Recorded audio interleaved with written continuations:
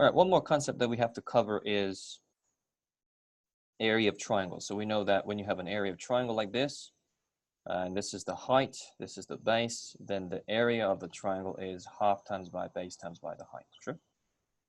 Yeah. Now, if you have exactly the same triangle, well, you're not given the height, but you're given, rather, two sides and the angle in between. Angle in between. Then you can figure out the area as half AB sine of theta. Now, if you're given a situation where you have triangle AB and you have some angle over here, it's not going to work. It's not going to be half AB sine of this theta. You always have to work out this theta here, which is angle in between the two sides. Yeah. This will give you the area of the triangle. Let me show you the reason why. When I do, so just consider this right angle triangle.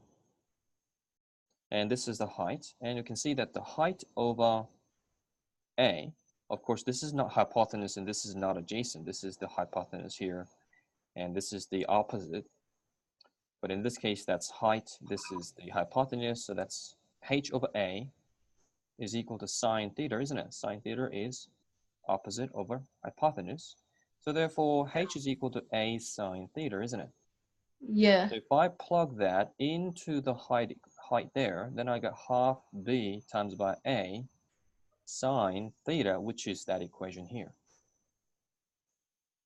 All right? Oh, okay. There is also another way of looking at it. You need to consider this as the base. And think of that as the height. And that's the angle there. So now, this is B here. So you can see that H, and this is a right angle there. So if you have a triangle sort of like this is the base and this is the height, right? Then the area is given by half times of BH, right? We can apply the same rule here. This is the height, this is the base. So it is half times by base, that's base times by the height. See? Yeah.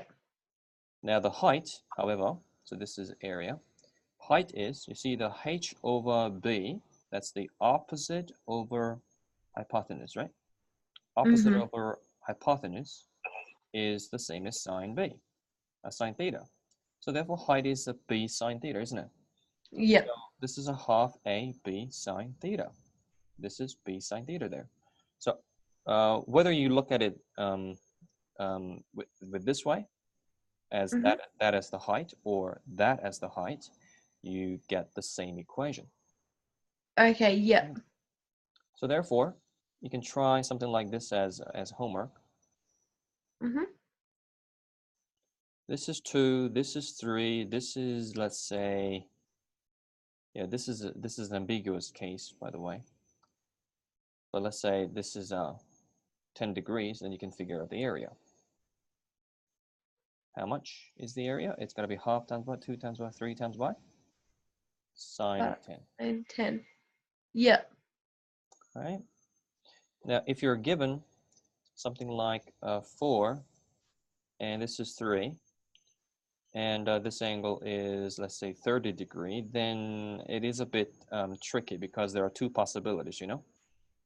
So Yeah. half times by, yeah,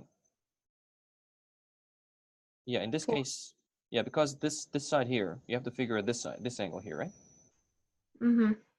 But there are a few possibilities for this side, you know? Yeah. This angle here, because as we saw here, there are two possible angles. Anyway, we're not going to go through that one. Okay, just yeah, that's how you figure out area of triangle using two sides and angle in the middle.